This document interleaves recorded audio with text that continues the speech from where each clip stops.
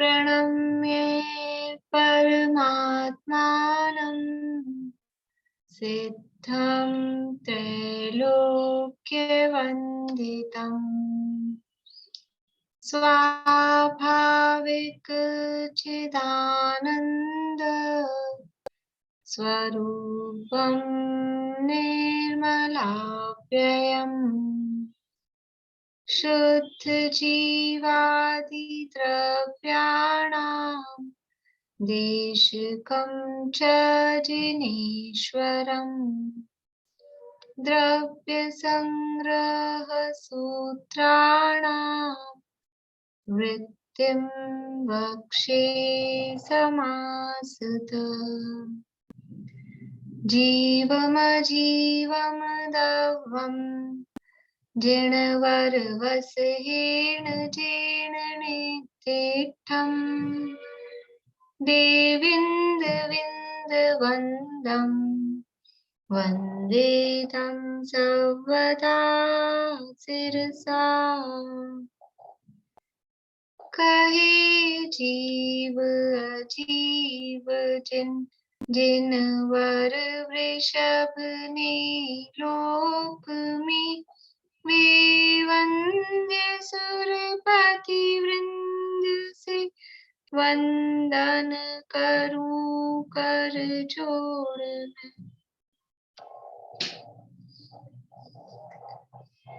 गाथा पाठ करेंगे 39 से आगे तक।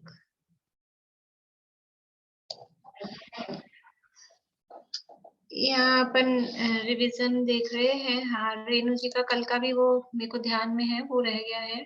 नहीं वो हाँ, वो एक तो मैं बोल रही थी जो 458 मध्य लोक के चैताल्य है, उनको थोड़ा सा डिटेल में बता दीजिए, उनके नाम कहाँ कहाँ है। आप बताइए।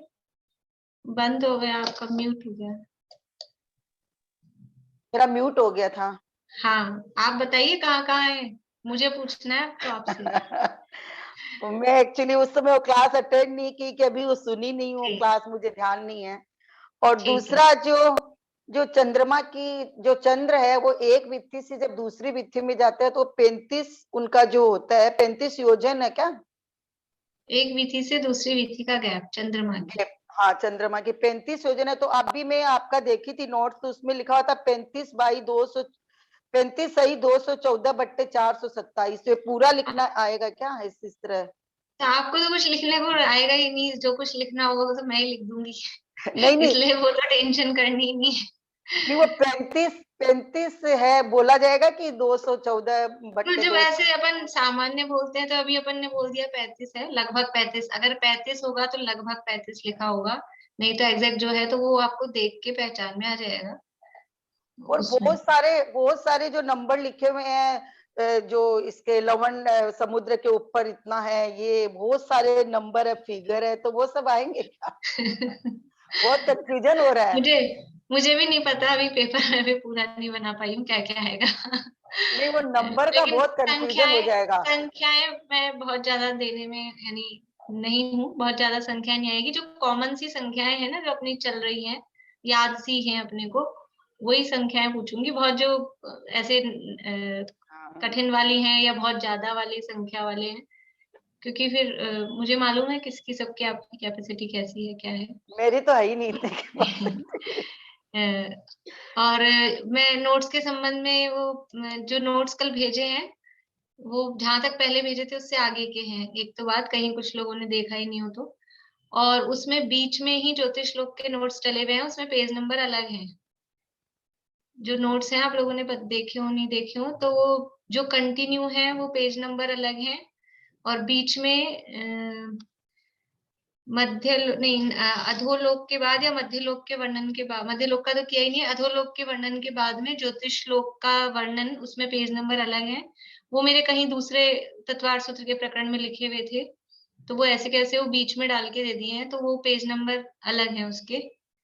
और फिर जो ये द्रव्य संग्रह के नोट्स वापस कंटिन्यू है वैमानिक लोक से, उर्दू लोक से, तो वो कंटिन्यू होंगे। वो आप लोग देख लेना पड़ते समय, मतलब कहीं किसी को ऐसा लगे कौन सा आ गया पेज नंबर, तो वो बीच में वो मैंने नंबर बदले नहीं है क्योंकि वो दूसरे कॉपी के थे इसलिए। पर वर्णन वो सारा ज्योतिष लोक का जो है ना अपन ने पढ़ा है, वो वाला सारा उसमें है, इसलिए फिर वो दोबारा से लिख के कोई मतलब नहीं था उसको।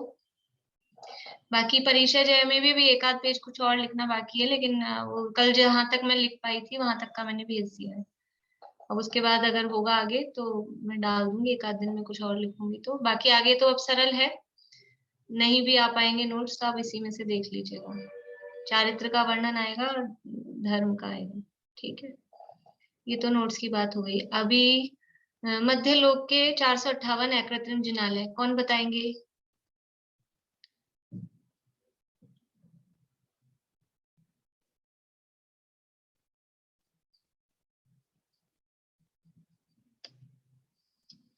बोलिए मीनू जी।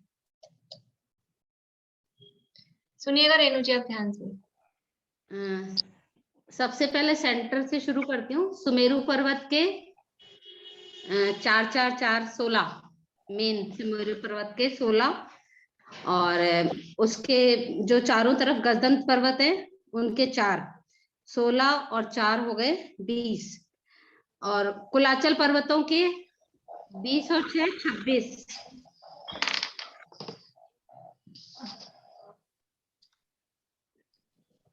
हाँ, लिख मैं लिखती जाती हूँ ताकि आपको भी वो नहीं हो कि कौन सा भूल गए हैं। सुमेरु के 16, गजदंत के 4,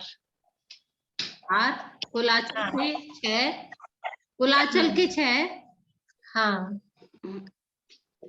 विजयार्थ पर्वत के 34, विजयार्थ, हाँ, उसमें फिर वक्षारगिरी के 16, वक्षार 16, और वो गजदंत के वो रह गया जम्बू वृक्ष और शालमली, जम्बू शालमली 2। तो ये तो इनको इंटू 5 कर दें सब। ये कितने हुए? 20 और 6 26, 26 और 30 और 30 60 और 76, ये हो गए 78। ये क्या हो गए? ये 78 क्या हो गए हैं? 78 हो गए ना जिनालय। कहाँ के हो गए? जम्बू द्वीप के हो गए। हाँ, ये जम्बू द्वीप के 78 जिनालय, या इसको कहें एक मेरु संबंधी 78। रेणु जी समझ में आ रहा है आपको? ये जगह तो समझ में आ गई ना, जगह तो नहीं बतानी है। तो ये एक मेरु संबंधी हो गए 78, तो इनको 5 से मल्टीप्लाई कर लेंगे 78 को, तो 5 मेरु संबंधी कितने हो जाएंगे? 390। एक मेरु संबंधी 78 है, तो 5 मेरु संबंधी हो जाएंगे 390। ठीक है, फिर अब इसमें क्या करेंगे? बाकी दो में जो ईश्वाकार पर्वत है, 2 नीचे और 2 ऊपर, 4 ईश्वाकार पर्वत के। कहाँ पर है ईश्वाकार पर्वत? कहाँ पर है? जम्बूद्वीप, फिर लवण समुद्र, फिर कालोददी। कालोददी में है? नहीं, कालोददी नहीं हुआ। वो एक तो पुष्कर द्वीप हुआ। हाँ, पुष्कर द्वीप हुआ, और वो द्वीप का नाम घाटकी खंड में हुए। हाँ, 2 घाटकी खंड में और 2 पुष्करार्ध 2 में। ईश्वाकार पर्वत धात्री खंड में, 2 पुष्करार्ध में, इससे 4 ईश्वाकार पर्वत हो गए। ठीक है, और ये पुष्करार्ध में 4, मानुषोत्तर पर्वत पे 4, मानुषोत्तर के 4। ठीक है, और नंदेश्वर द्वीप के 52, नंदीश्वर के 52, और 13वें में, और 11वें और 13वें कुंडवल द्वीप के, 11वें द्वीप के और 13वें द्वीप के 4 हाँ, चारों तरफ एक। बढ़िया। ये और कुछ रह गए? एक बार आप काउंट करो, मेरे ख्याल से तो नहीं रहे। आपके हिसाब से रहे कि नहीं रहे? नहीं रहे। बहुत बढ़िया। ये हो गए मध्य लोक के 458। देखिए 390 तो हो गए थे 5 मेरु संबंधी, फिर उसमें हमने 4 ईश्वाकार और 4 मानुषोत्तर, ये 8 और जोड़े, तो ये हो गए 2.5 द्वीप के 398। 2.5 द्वीप के अकृत्रिम जिनालय कितने हैं? 398, 398। रेणु जी समझ में आ रहा है? और फिर ये 2.5 द्वीप के बाहर में 52 नंदीश्वर के, 4 11वें द्वीप के कुंडलवर के और 4 13वें द्वीप रुचकवर के। तो इस तरह से 52 और 4 और 4 8 60 ये मिलाएंगे 398 में, तो ये हो जाएंगे 458 458 अकृत्रिम जिनालय मध्यलोक के। ठीक है, ये पूरे मध्यलोक के हो गए। ये इक्ष्वाकार के 4 है ना? हाँ, एक धातु खंड में 2, खंड में और एक पुष्करवर द्वीप में 4, पुष्करार्ध में 2, ऐसे 4। वो टोटल 4 है क्या? हाँ, टोटल 4 हो गए ना। 2 धातु खंड में है, 2 पुष्करार्ध में है। तो आप 4 लिखियो ना नीचे उधर। ये 4 ईश्वाकार हैं, ये 4 मानुषोत्तर हैं। अच्छा, मानुषोत्तर के। मानुषोत्तर, ठीक है। हाँ,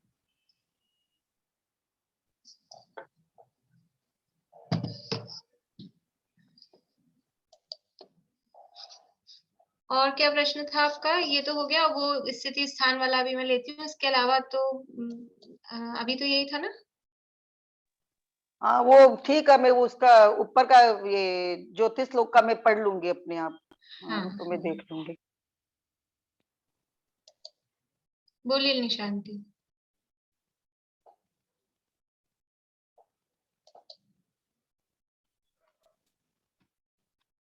ये जो अधोलोक के 7,72,00,000 जिनाले, इनका डिस्क्रिप्शन क्या हो? वो सबके भवनों में अलग अलग है। भवनवासियों के अलग यंत्रों के, अलग से मतलब description भवनवासियों की नहीं जो है। 10 है ना, 10 टाइप, उनके अलग अलग हैं। 96 लाख, 76 लाख, 76 लाख, ऐसा वो लिखवाया हुआ है एक बार पहले। मैं भेज दूंगी, वो लिखा हुआ है, वो लिखवाया भी था, मैं भेज दूंगी। अभी करना होगा उसको, थोड़ा नया हो जाएगा। हाँ, बोलिए भारती आंटी। मेरा एक बात गला और थोड़ा पूछनी बैठा हुआ है। 118 नंबर पेज में ये जो लाइन है ना, ये भिक्षा शुद्धि में, आपको बुक समझ में आ बोल रहा रहे है? हैं, बुक में बोल रहे हैं ना 118। हाँ, आपको समझ आ रहा है? मेरी आवाज हाँ, आ रहा है, बिल्कुल आ रहा है। 118 नंबर पेज में ये चंद्रमा की गति की भांति कम या अधिक घरों में जाने की मर्यादा, ये लाइन मेरे को समझ में नहीं आ रही थी। भिक्षा शुद्धि। हाँ, अपनी बुक का है, पेज नंबर 118, और संयम, उत्तम संयम के प्रकरण में 8 प्रकार की शुद्धियों का वर्णन दिया गया है। हाँ, ये भी अच्छे से पढ़ना है आप लोगों को। ये तो अलग नया प्रकरण है, मतलब, तो ध्यान से पढ़ना है इसको भी। आचार सूत्रों में कहे अनुसार काल, देश और प्रकृति के ज्ञान में कुशल, लाभ अलाभ मान अपमान में समान मनोवृत्ति युक्त, निंद्य कुल में जाने से रहित, चंद्रमा की गति की भांति कम या अधिक घरों में जाने की मर्यादा से युक्त, विशिष्ट प्रकार के स्थान जैसे कि गरीब और अनाथों के लिए दानशाला, विवाह अथवा यज्ञ के प्रसंग वाले घर आदि के त्याग रूप लक्षण सहित, दीन वृत्ति रहित, निर्दोष प्राशुक आहार शोधने की इच्छा युक्त, आगम कथित निर्दोष भोजन से प्राण यात्रा टिकाने वाली होती है। यानी जो मुनिराजों की मुख्यतः से कथन है कि मुनिराजों की जो आहार की वृत्ति होती है, यानी वो भिक्षा जो लेते हैं वो शुद्धि पूर्वक लेते हैं। तो भिक्षा शुद्धि किस प्रकार से होती है, तो पहले बताया कि जैसा आचार चरणानुग के शास्त्रों में जैसा कहा है, उस अनुसार देश काल और प्रकृति के ज्ञान में जो कुशल हैं, कैसा आहार लेना है, किस देश में कैसा, किस टाइप से होता है, तो वो सब बातें जानती हूँ। फिर लाभ अलाभ मान अपमान में समान समता भाव रखते हैं। लोक निंदे कुल में जाने से रहित, लोक निंदे कुलों में, यानी ऐसे घरों में आहार नहीं लेते हैं जो लोक में निंदे हैं, नीच कुल जिन्हें माना जाता है, ऐसी जगहों पे आहार, ऐसे घरों में आहार नहीं लेते हैं। चंद्रमा की गति की भांति कम या अधिक घरों में जाने की मर्यादा से युक्त, चंद्रमा की गति की भांति, ऐसे चंद्रमा है घटता और बढ़ता रहता है, तो यानी कुछ दिन घटता है, कुछ दिन बढ़ता है, ऐसा वो चंद्रमा की इस टाइप से परिणति होती है।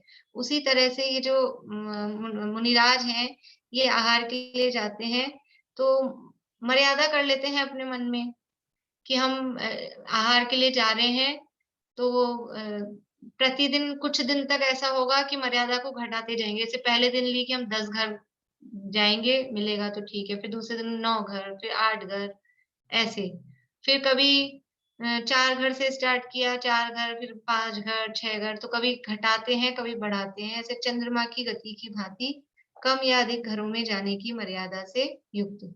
आहार तो पड़गाहन तो एक ही जगह होना है, लेकिन पहली जगह नहीं हुआ तो दूसरी जगह, मतलब कितने घर तक जाएंगे। नहीं तो 5 घर हो गए और नहीं मिली विधि तो रिटर्न, फिर वापस आ जाएंगे।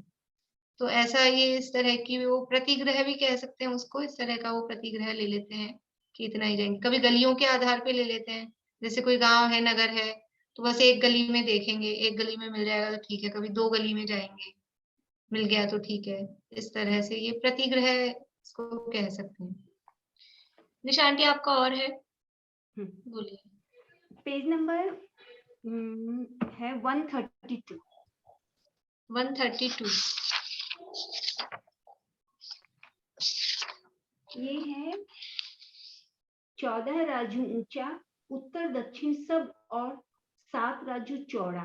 ये डेप्थ कैसे, मतलब इसको जो गहराई होती है ना, उसको उत्तर दक्षिण कहते हैं। ये तो पूर्व पश्चिम है, फ्रंट वाला जो अपने को दिखता है ना, पूर्व पश्चिम, नीचे 7 राजू। ये लेते हैं ना हम लोग ऐसे, तो अच्छा तिर्यक में। हाँ, जब 3 डायमेंशन में लेंगे तो वो डेप्थ को उत्तर दक्षिण लेते हैं। ये 3 डायमेंशन वाली बता रहे हैं ना। जब अपन केवल 1 डायमेंशन में यानी 2 डायमेंशन में केवल मैप देखते हैं तो ऊपर उत्तर नीचे दक्षिण ऐसा कहते हैं, लेकिन हम 3 डायमेंशन में बनाएंगे तो उस डेप्थ को उत्तर दक्षिण कहेंगे, और जो चौड़ाई है उसको पूर्व पश्चिम कहेंगे, और जो अपन जिसको ऊंचाई को है उसको ऊंचाई ही कहेंगे, फिर उसको उत्तर दक्षिण नहीं कहेंगे जब 3 डायमेंशन में देखेंगे। बराबर है 7। हाँ पूरा लोग। हाँ। एक है 134 नंबर पेज पे। हाँ, लास्ट की 3 लाइनें हैं।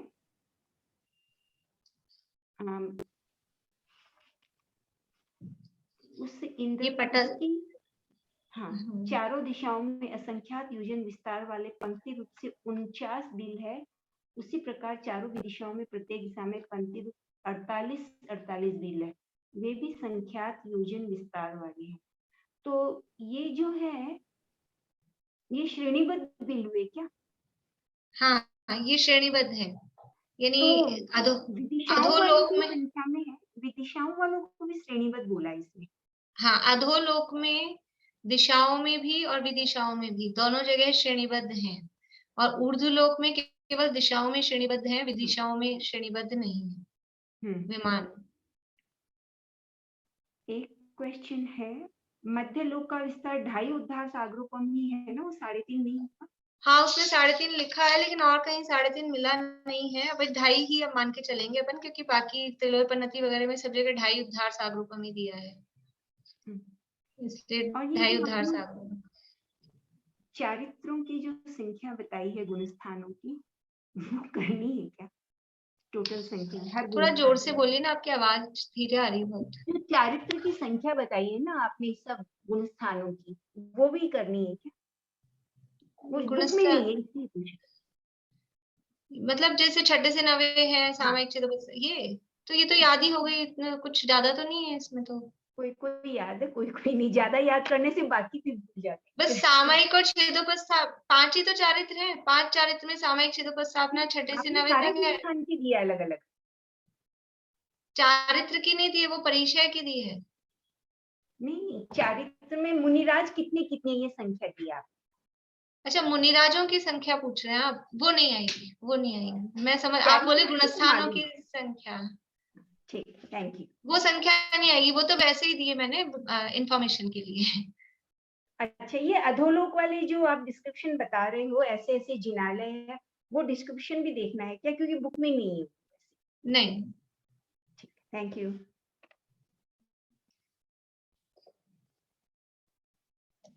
बोलिए विनीता आंटी, आपको पूछना है?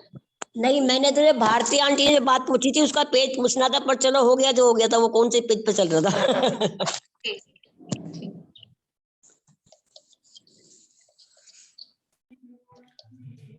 पेज नंबर 136 में तिर्यक लोक के बारे में जो बताया ना, उसमें 4वीं-5वीं लाइन में बताया ना क्षेत्र शब्द का अर्थ। तो 136 वर्ष हाँ, पेज नंबर 136। हाँ 139, सॉरी 139। 139। हाँ वहाँ क्षेत्र शब्द का अर्थ वर्ष, वंश, देश अथवा जनपद है। ये थोड़ा मेरे को क्लियर कर दीजिए ना, क्या चीज है ये? क्षेत्र अपन यानी अपन सामान्य रूप से क्षेत्र बोलते हैं जगह को, एरिया को, लेकिन वैसे संस्कृत में क्षेत्र शब्द का अर्थ डिक्शनरी में देखेंगे तो क्षेत्र शब्द का अर्थ होता है देश, मतलब अपन जिसे देश समझते हैं, और ये सब उसके पर्यायवाची हैं। वर्ष कहो, वंश कहो, देश कहो, जनपद कहो, ये सब इसके क्षेत्र शब्द के। जैसे भारतवर्ष कहते हैं भारत को, भारतवर्ष, भारतवर्ष का मतलब क्या है? भारत देश। तो वो मतलब उससे अपने को अच्छे से समझ में आ जाएगा कि अपने भारत के साथ में प्राचीन काल से, पुराने समय से वो वर्ष शब्द लगा हुआ है। तो वर्ष का मतलब होता है देश, और ये सब भी इसके ही पर्यायवाची हैं। वर्ष कहो, वंश कहो, देश कहो, या और पहले के जमाने में जनपद शब्द चलता था। जनपद, ये इतने जनपद का मालिक, मतलब स्वामी। पुराने अपन कहानी, ये पुराण वगैरह में देखेंगे तो वहां जनपद शब्द भी आएगा महावीर भगवान के समय में। तो ये सब इसी के अर्थ हैं क्षेत्र के।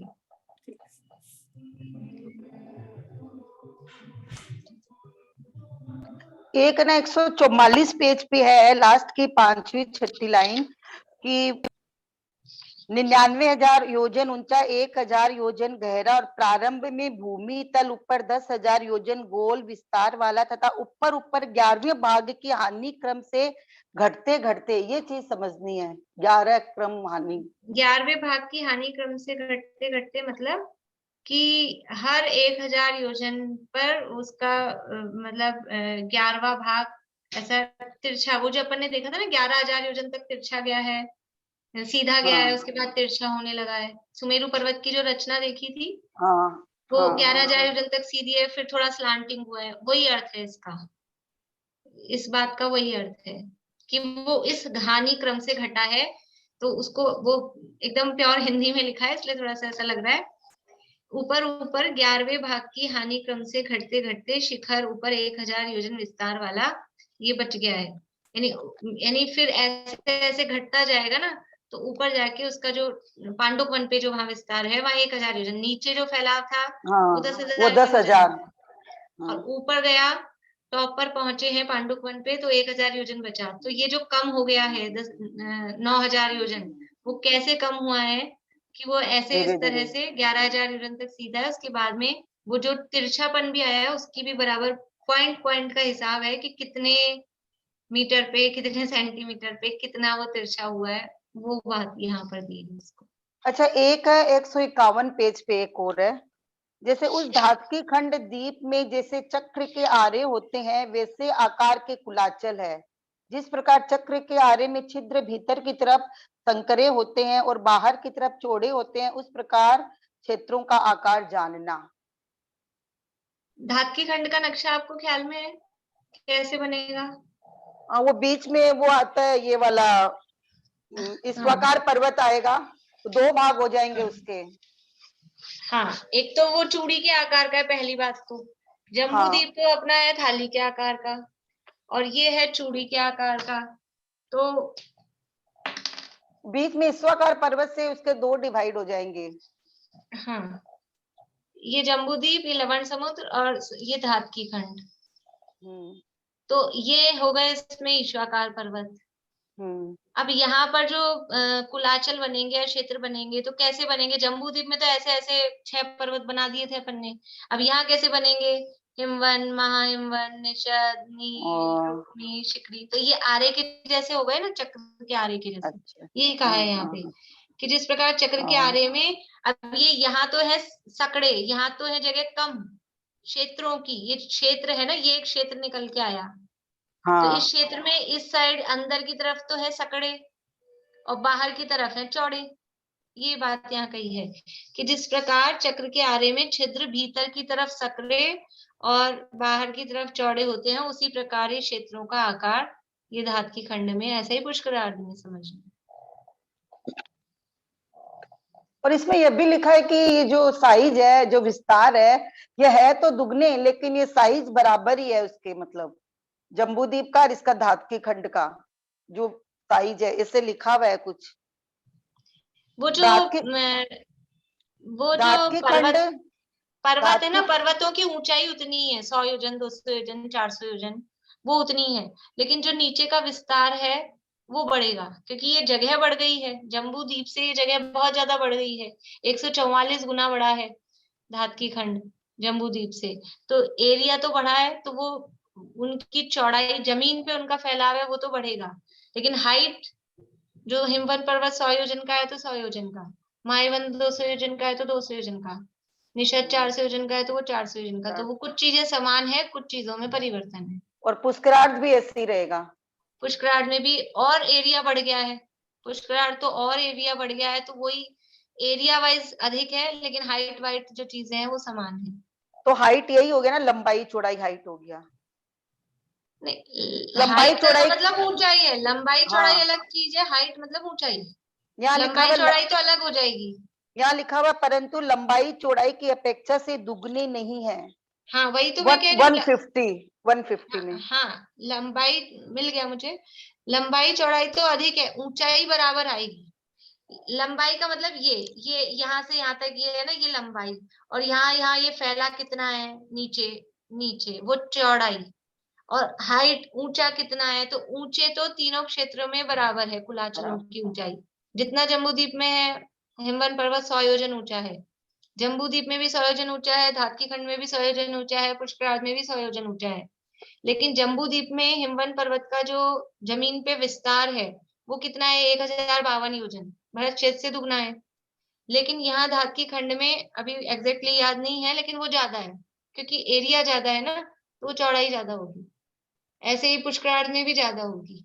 और यहाँ से यहाँ तक की जो जैसे जम्बूद्वीप में हिमवंत पर्वत, ये ऐसा अपन ने हिमवंत पर्वत बनाया जम्बूद्वीप में, तो यहाँ इस कोने से इस कोने तक का उसकी जो दूरी है वो अभी याद नहीं है कितनी है, लेकिन वो कम होगी। और यहाँ पर, यहाँ इस कोने से इस कोने तक की इसकी दूरी ये ज्यादा होगी, क्योंकि ये जम्बूद्वीप 1 लाख योजन का ही है, और ये हो गया 4 लाख योजन का। तो ये दूरी में फर्क पड़ेगा कि नहीं पड़ेगा, एक कोने से दूसरे कोने में, तो उसमें अंतर आएगा।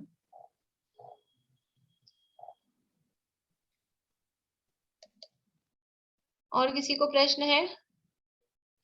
फिर नहीं वो ले ले भव्य मार्गणा वाला इनका प्रकरण, मतलब वो पंच परावर्तन वाला, भाव परावर्तन का।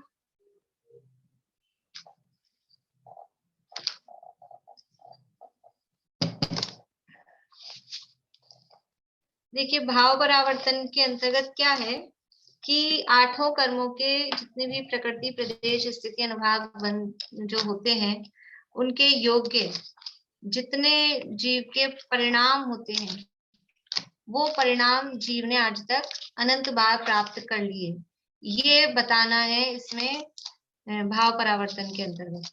तो किस तरह से उसको बताते हैं, आपके पास नोट्स हैं, तो आप नोट्स में से मैं आपको पढ़ के समझाती जाती हूँ, तो आपको वो समझ में आएगा। जो अपने नोट्स हैं पहले मार्गणा स्थान वाले, नहीं नोट्स के पेज नंबर तो कंटिन्यू ही चल रहे हैं।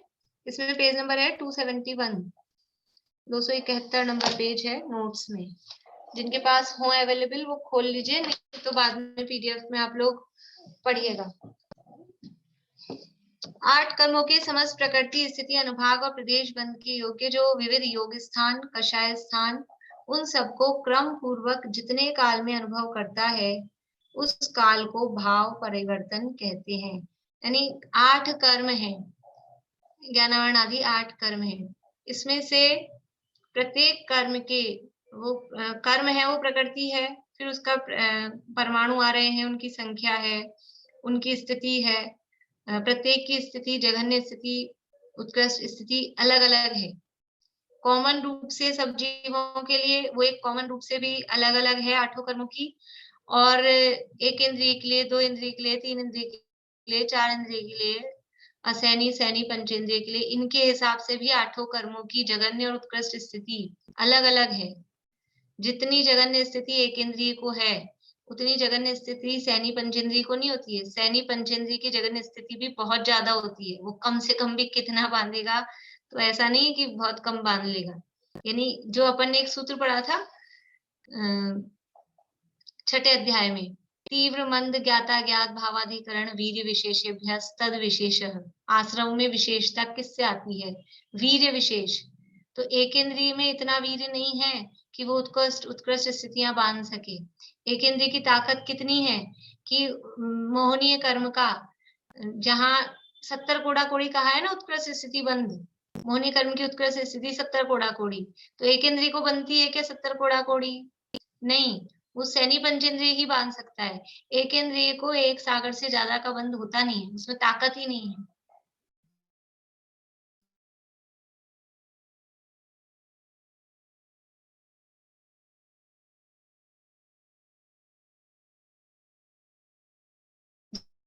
अलग अलग अलग जितने स्थिति स्थान है और उन स्थितियों के योग्य जो कषाय के परिणाम है, उसमें जो अनुभाग आता है वो, और उसके लिए जो आत्मा के प्रदेशों के परिस्पंदन की जो टाइप्स हैं वो सब जितने टाइम में वो कंप्लीट कर ले, उसका नाम है एक भाव परावर्तन। तो इस भाव परावर्तन में 4 चीजें हैं।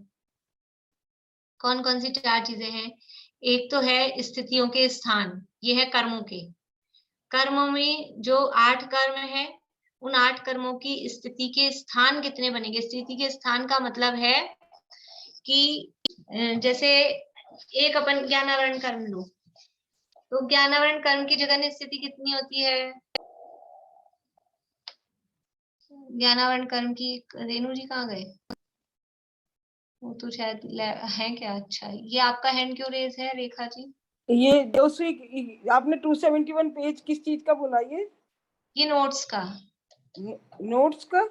अच्छा, हाँ, बोलिए वर्षा जी। अंतर्मुहूर्त होती है। हाँ, ज्ञानावरण कर्म की जगह स्थिति है अंतर्मुहूर्त। और उत्कृष्ट स्थिति कितनी होती है ज्ञानावरण कर्म की? उत्कृष्ट स्थिति ये भी पता है आपको वर्षा जी? वर्षा भाभी आप बोलिए। 70 कोड़ा कोड़ी सर। नहीं, गलत। या 30 कोड़ा कोड़ी सर। हाँ, 30 कोड़ा कोड़ा कोड़ी, ठीक।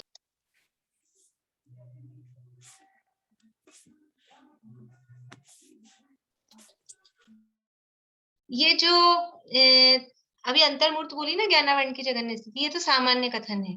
जगन्य स्थिति किसको बनती है? ये तो श्रेणी की काल में बनती है। तो श्रेणी वाले जीवों के तो पंच परावर्तन होते नहीं है। तो यहाँ किसको लेंगे? सैनी पंचेंद्रीय मिथ्या दृष्टि की अपेक्षा अपन बात करते हैं, क्योंकि कॉमन रूप से भी वो अभी भी मैंने कहा कि जगन्य स्थिति और उत्कृष्ट स्थिति एक इंद्रिय की अलग है, सैनी पंचेंद्रिय की अलग है। तो सैनी पंचेंद्रिय की जगन्य स्थिति होती है अंतः कोड़ाकोड़ी सागर, कम से कम भी बांधेगा तो अंतः कोड़ाकोड़ी सागर बंधेगी सैनी पंचेंद्रिय को। और उत्कृष्ट स्थिति है 30 कोड़ाकोड़ी सागर की। ठीक है, तो ये अंतः कोड़ाकोड़ी सागर, अभी अपन अंतः कोड़ाकोड़ी सागर को एक कोड़ाकोड़ी सागर मान लेते हैं। ठीक है, उदाहरण में ये एक कोड़ाकोड़ी सागर की जगन्य स्थिति है। एक कोड़ाकोड़ी से अपने को पहुंचना है 30 कोड़ाकोड़ी तक। तो एक कोड़ाकोड़ी सागर का ये पहला स्थान हुआ, ये स्थिति का। फिर एक कोड़ाकोड़ी प्लस एक समय, ये दूसरा स्थान हुआ। फिर एक कोड़ाकोड़ी प्लस 2 समय, ये तीसरा स्थान हुआ। फिर एक कोड़ाकोड़ी प्लस 3 समय, ये चौथा स्थान हुआ। ऐसे एक एक एक एक समय बढ़ाते हुए 30 कोड़ाकोड़ी तक पहुंचेंगे। उसमें जितने ये नंबर आ जाएंगे वो होते हैं स्थिति के स्थान।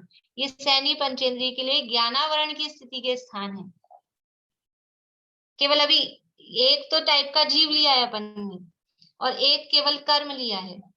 और कर्म भी अभी कॉमन रूप से ज्ञानावरण ले लिया, उसमें भी मति ज्ञानावरण का अलग, श्रुत का अलग, अवधि का अलग, वो अलग चलेंगे। वो सारे ये भाव परावर्तन में इतना बड़ा ज्यादा टाइम क्यों है? अपन तो समझने में पढ़ने में भी पूरा नहीं पढ़ते हैं। सामान्य रूप से ज्ञानावरण कह दिया, ज्ञाना पूरी 148 प्रकृतियों में लगाना है, तो 148 में ज्ञानावरण के 5 अलग अलग, तो वो तो सबकी स्थिति एक सी ही है, कॉमन सामान्य इसमें। बाकी जो और कर्म है उनमें सबकी स्थितियां अलग अलग हैं, जो प्रभेद वाले हैं, किसी की कम है किसी की ज्यादा है, साता की है साता की, अलग अलग है उनकी स्थितियां। तो वो ऐसा इसमें एक एक समय बढ़ाकर ये तो कहलाएंगे स्थिति के स्थान। कितने स्थिति के स्थान बनेंगे? 30 कोड़ाकोड़ी, 30 कोड़ाकोड़ी बनेंगे क्या? किससे बहुत बहुत ज्यादा, एक एक समय समय समय करके बढ़ाना है। कितने बनेंगे हम कल्पना भी नहीं कर सकते, अपने तो दिमाग में नहीं आ रही है कि कितने बनेंगे, लेकिन वो बनेंगे संख्यात ही बनेंगे, कि संख्यात ही है। ठीक है, ये हुए स्थिति स्थान। अब इन स्थिति को बांधने योग्य जो जीव के कषाय के परिणाम हैं, प्रत्येक एक की जो पहली स्थिति थी ना, एक कोड़ा कोड़ी सागर वाली, ये तो पहली है। इस पहली स्थिति को बांधने के लिए जीव के कषाय के परिणाम कितने होंगे? कौन से कषाय के परिणाम से स्थिति बंधेगी? तो वो एक टाइप का परिणाम नहीं होगा, वो 2 टाइप के परिणाम भी नहीं होंगे, वो 3 टाइप के भी नहीं होंगे, असंख्यात टाइप के परिणाम होते हैं जिससे ये एक ही स्थिति बन जाए। यानी हम ऐसा निर्णय नहीं दे सकते कि ये परिणाम इस स्थिति को बांधेगा, ऐसा नहीं निर्णय दे सकते हैं। एक स्थिति को बांधने के लिए परिणाम असंख्यात लोक प्रमाण है। बोलिए भारती आंटी।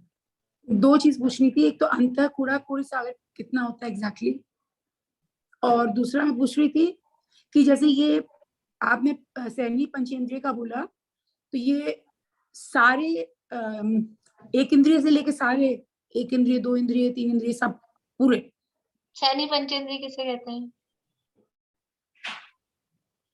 नहीं, आप सहनी पंचेंद्रिय को ले रही है ना ऐसे, तो भाव परिवर्तन के लिए सारे सबके आएंगे ना? हाँ, वो पूछ रही हूँ। हाँ, वो सबका अलग अलग करना है, लेकिन वही शास्त्र पूछ रही में, हूँ। हाँ मुझे लगा आप वो ठीक है। नहीं।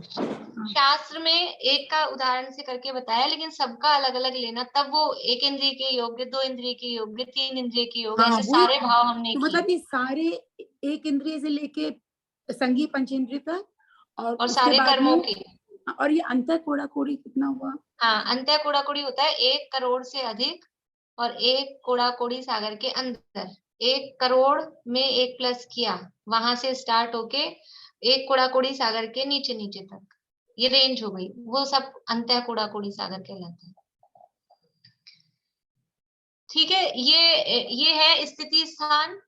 और एक एक स्थिति को बांधने के लिए कषाय अध्यवसाय स्थान, वो कहलाते हैं कषाय अध्यवसाय स्थान या स्थिति बंद अध्यवसाय स्थान, एक ही बात है।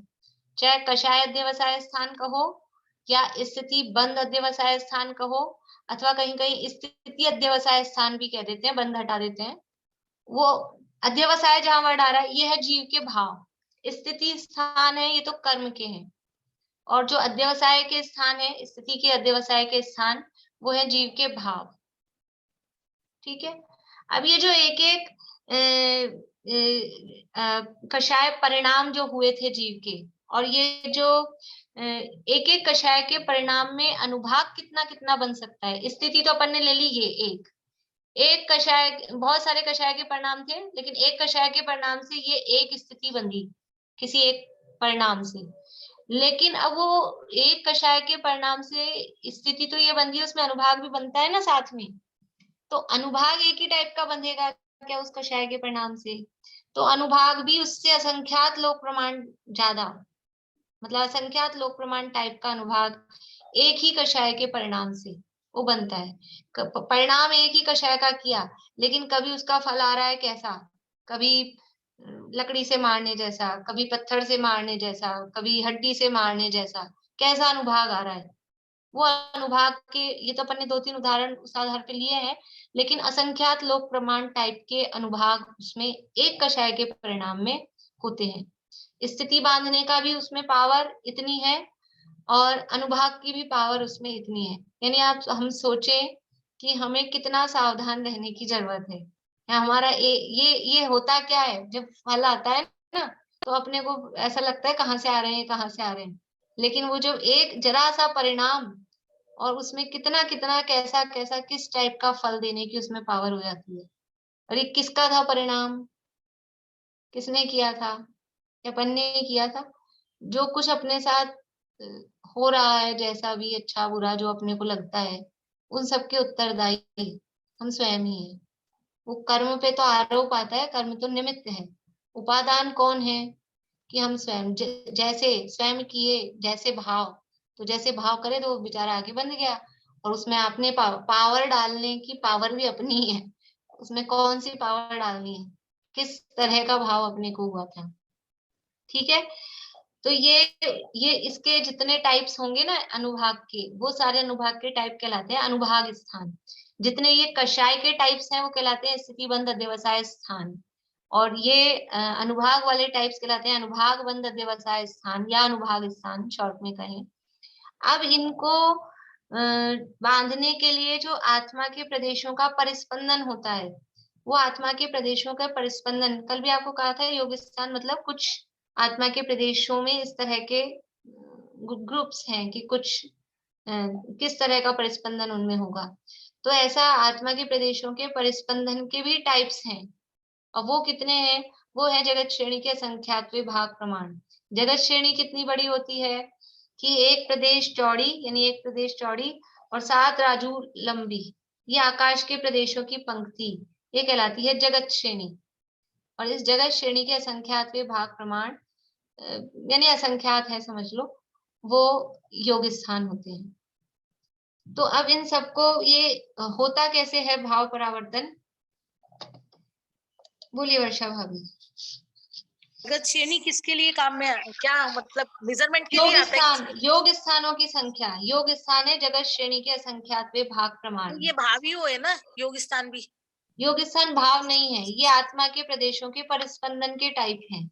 योग स्थान मतलब है कि आत्मा के प्रदेशों में कितने टाइप से परिस्पंदन होता है, वो कहलाता है योग स्थान। तो उसको मेजर करते हैं इससे? हाँ, मेजर नहीं करते, उनके टाइप्स इतने हैं। जगत श्रेणी के असंख्यात भाग प्रमाण योग स्थान होते हैं। वो जो प्रदेशों का परिस्पंदन है वो एक टाइप का होता है, 2 टाइप का, 10 टाइप का, 100 टाइप का, कि जगत श्रेणी के असंख्यात भाग टाइप का, ऐसा। तो इसमें ये एक उदाहरण लिया है कि किस तरह से भाव परावर्तन होता है। माना कि स्थिति के स्थान है 100 वर्ष, 100 वर्ष से लेके 100 वर्ष 10 समय तक, मतलब 10 स्थिति के स्थान हो गए, ये अपन ने माना। स्थिति स्थान 100 वर्ष से लेके 100 वर्ष और 10 समय, यानी स्थिति स्थान हो गए टोटल 10। 100 वर्ष से लेके 100 वर्ष 10 समय तक, तो 10 हो गए अपन, ऐसे समझो। और प्रत्येक स्थिति के लिए कषाय अध्यवसाय स्थान कितने हैं? कषाय अध्यवसाय स्थान है 50। अनुभाग बंध अध्यवसाय स्थान कितने हैं? वो है 100। और योग स्थान कितने हैं? योग स्थान है 20। ये 10 है टोटल स्थिति के स्थान, लेकिन एक स्थिति के लिए 50 प्रकार के तो कषाय के टाइप्स हैं, कषाय बंध अध्यवसाय स्थान है। और एक एक कषाय अध्यवसाय स्थान के लिए ये पहले लिया था 1, फिर उस 1 के लिए ये है 50, फिर इन 50 में से उठाया 1, इसके 1 के लिए ये है 100 अनुभाग के स्थान, और फिर इसमें से उठाओ 1, उन 1 में उस 1 के लिए ये योग स्थान है 20। देखो, किसी को, आप लोगों को आती है एक्सेल शीट बनानी? आती है किसी को? नहीं आती किसी को भी? मीनू दी स्मृति को सिखा देना, उसको टाइम मिले तो उससे कराना। देखिए, यहाँ लिखेंगे सबसे पहले स्थिति स्थान, फिर कषाय अध्यवसाय स्थान, फिर अनुभाग बंध अध्यवसाय स्थान, और फिर योग स्थान। तो इस स्थिति का स्थान ही लिया पहला। एक यहाँ पे इनका टोटल और लिख लेते हैं। पहले स्थिति स्थान है अपने पास 10, कषाय के हैं 50, अनुभाग के हैं 100 और योग स्थान है 20। ये तो टोटल है। इसमें से पहला उठाया, पहला स्थिति का स्थान, इसको पहले कषाय अध्यवसाय स्थान के साथ में, पहले अनुभाग बंध स्थान के साथ में, पहले योग स्थान के साथ में इस स्थिति को बांधा किसी जीव में, ठीक है। फिर इसी पहली स्थिति को पहले कषाय अध्यवसाय स्थान, पहले अनुभाग बंध स्थान के साथ में दूसरे योग स्थान के साथ में बांधा, ठीक है। फिर ये भी पहला ही है, ये भी पहला ही है, अनुभाग भी पहला ही है। फिर तीसरे योग स्थान के साथ बांधा, फिर पहला स्थिति का स्थान, पहला कषाय का स्थान, पहला अनुभाग का स्थान, चौथे योग स्थान के साथ बांधा। ऐसे करते करते पहला ही चल रहा है इधर 3 कॉलम में। ये 20 जब पूरे हो जाएंगे योग स्थान, तब कहाँ बदलेगा कि ये तो भी पहला ही, ये भी पहला ही, दूसरा अनुभाग बंध का स्थान आएगा। फिर उसको पहले योग स्थान, दूसरे योग स्थान, तीसरे योग स्थान, चौथे योग स्थान, 20 योग स्थानों के साथ बांधेंगे। फिर ये दूसरे की जगह यहाँ पहला ही, यहाँ आएगा तीसरा। ऐसे फिर इस तीसरे को 20 योग स्थान के साथ बांधा, तो ये तीसरा जब पूरा हो उसके बाद चौथा, ऐसे करके 100 पूरे करने हैं। इन 100 को 20-20 मल्टीप्लाई कर लो इनको आपस में, तो आपको समझ में आ जाएगा कितना बना है एक का, ये 10 इसका। तो ये 100 अनुभाग बंध स्थानों को 20-20 योग स्थानों के साथ बांधा। जब ये 100 पूरे हो गए तो यहाँ कषाय वाले कॉलम में आएगा 2 नंबर। फिर इस कषाय के 2 वाले के साथ में फिर ये पूरा प्रोसेस रिपीट होगा। फिर ये जब ये 50 पूरे हो जाएंगे तब ये स्थिति का स्थान में आएगा 2 नंबर। ऐसे 10 समय की स्थिति बांधने में अपने को इसको मल्टीप्लाई करो, 5 तो 0 आ जाएंगी और 6 0 आ जाएंगी 1 के आगे, ठीक है ना, 1 के आगे 6 0, कितना हो गया 10 लाख। 10 लाख टाइप केवल 10 स्थिति, 10 समय की स्थिति में हो जाएंगे। तो कितने सारे स्थिति स्थान है अपने पास में, बताया था ना, 1 करोड़ से लेकर 30 कोड़ा कोड़ी सागर तक कितने सारे स्थिति स्थान है, कितना कितना कितना टाइम लगता है। इस तरह से ये भाव परावर्तन है। अभी बस थोड़ा सा आपको भाव आ गया ख्याल में, उतना ही है, डिटेल में अब आप देख लेना और अपने हाथ से इसको बना के देख लेना, तो और भाव ख्याल में आ जाएगा कि कितना कैसे भाव। बस बेसिक मतलब इसमें समझने का क्या है, हम ये जो समझते हैं कि एक प्रकार के परिणाम से एक ही प्रकार का बंध हो रहा है, कि एक ही प्रकार के भाव बंध से एक ही प्रकार का फल आएगा, ऐसा नहीं है। ऐसा नहीं है। जीव के कषाय के परिणाम एक ही स्थिति को बांधने वाले, एक ही अनुभाग को बांधने वाले अनेक प्रकार के परिणाम जीव के होते हैं। और ऐसे परिणाम, इतने सारे परिणाम भी अनादिकाल से लेके आज तक अनंत बार ये कर चुके हैं। ऐसा कौन सा भाव है जो नहीं किया है? कोई भाव ऐसा जो नहीं किया? ये अपने रत्नत्रय रूप भाव, वो परावर्तन में है नहीं यद्यपि, लेकिन वो भाव आज तक नहीं किया। वो भाव हम प्रकट करें। इसी भावना से अभी की बात यही पूरी करते हैं। जय जय।